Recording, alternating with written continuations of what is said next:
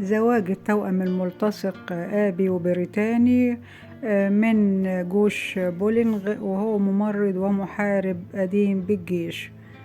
هنتعرف عليهم بشكل أوضح، وكمان ليه بنسمي التوأم الملتصق بتوأم سيامي، ولو فرضا حد مات منهم التاني بيجراله ايه، وهل يجوز زواجهم شرعا. هنشوف تفاصيل كتير في الفيديو ده.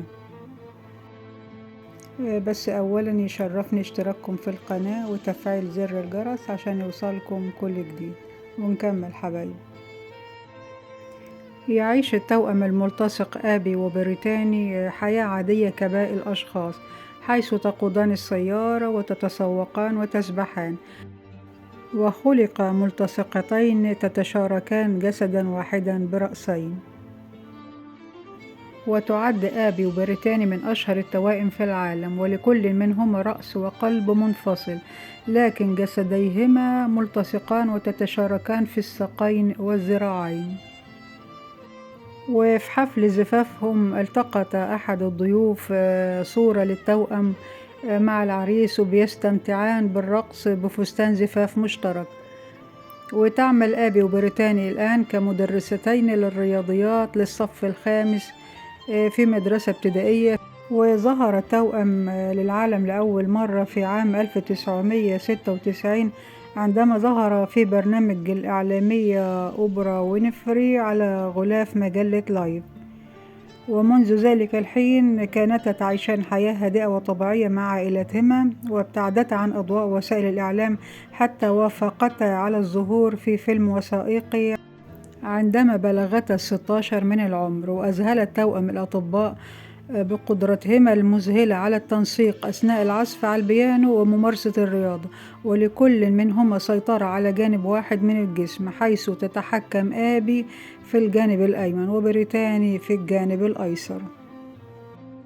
والتوأم الملتصق آبي وبريتاني ولدتا في 7 مارس عام 1990 بمقاطعة كارفر بولاية مينيسوتا، ولكل واحد منهما رأس منفصل ورئتين وقلبين ومعدتين وكبد وأمعاء كبيرة واحدة وجهاز تناسلي واحد، إذ تتحكم آبي بالجانب الأيمن من جسمها في حين تتحكم بريتاني بالجانب الأيسر. ويقوم التوأمان بممارسة النشاطات الحركية بفاعلية من خلال التعاون باستخدام اليدين أو الساقين بتنسيق جهودهم لأداء الحركات المطلوبة، فهما قادرتان على المشي والركض والسباحة وركوب الدراجة، وقد تعلمتا جميع هذه المهام بسرعة عادية. كما يمكنهما أن يكتبا على لوحة مفاتيح الكمبيوتر بسرعة عادية، وتستطيعان قيادة السيارة. ومع الاختلاف في الأطوال، فآبي طولها 1.57 سنتي وبريتاني 1.47 متر، والاختلاف ده أدى لصعوبة في اتزان الدراجة. ويذكر أن التوأم آبي وبريتاني كان لديهما ذراع أخرى ناقصة التطور عند الولادة من منتصف قاعدة الرقبتين من الخلف، وتم إزالتها. وخضع أيضا التوأمان في سن 12 لعملية جراحية في مركز الرعاية الصحية المتخصصة في جيلة للأطفال لتصحيح الانحناء الجانبي غير الطبيعي للعمود الفقري ولتوسيع تجويف الصدر تفاديا لوقوع صعوبات مستقبلية في التنفس. وأوضحت دار الإفتاء خلال فتوى منشورة عبر موقعها الرسمي أن كل واحد من التوأمين مستقل عن الآخر حكما، فإذا أجرى أحدهما عقد الزواج تام الشروط والأركان صح عقده، ولم تؤثر حالة الالتصاق على إفساد العقد لأنها أمر خارج عنه.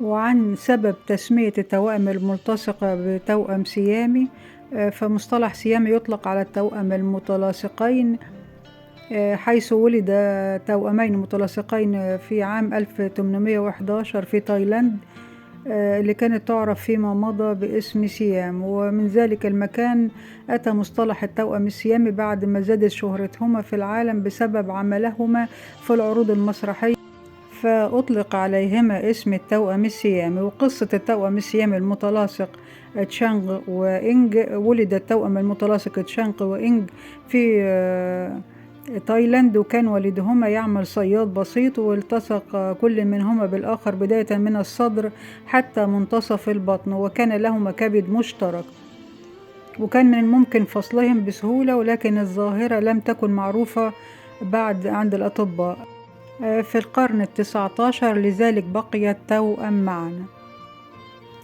وفي عام 1829 اتعرف عليهم تاجر بريطاني وعرض عليهم العمل معه، وأخذهم في جولة حول العالم، حيث كان التوأمين يقومان بحركات بهلوانية في المسارح والصالات، وقد جني التاجر البريطاني الكثير من المال.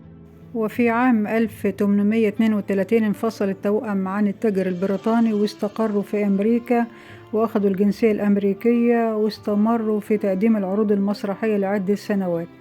تزوج التوأم السيامي في يوم 2 أبريل 1843 من شقيقتين، وتزوج التوأم في منزل واحد والسرير يستوعب 4 أشخاص، وأنجب كل منهما بعد عام من الزواج طفلته الأولى. وفي عام 1849 اضطر التوأمين لتقديم العروض المسرحية مرة أخرى بسبب كثرة النفقات، فقد أنجبت شانغ وزوجته 10 أطفال، وأنجب وينج وزوجته 11 طفلا. وبسبب خلافات حدثت بين الشقيقتين تم انفصال كل منهما في منزل منفصل، ويقضي التوأمين 3 أيام في كل منزل.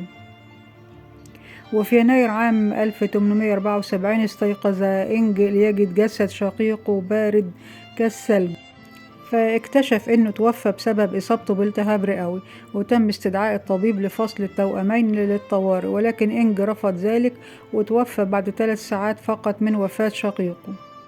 وتوفت أرملة شانغ عام 1892، وتوفت أرملة إنج عام 1917. وتم الاحتفاظ بالكبد المشترك بين الأخوين، وتم عرضه في متحف موتر في فيلادلفيا، حيث تم ذلك تخليدا للتوأم السيامي اللي استطاع الحياة معا والعمل معا وإنجاب 21 طفل، وكان من بين أبنائهما عدة مجموعات من التوائم الغير ملتصقة، والآن لديهما حوالي 1500 حفيد.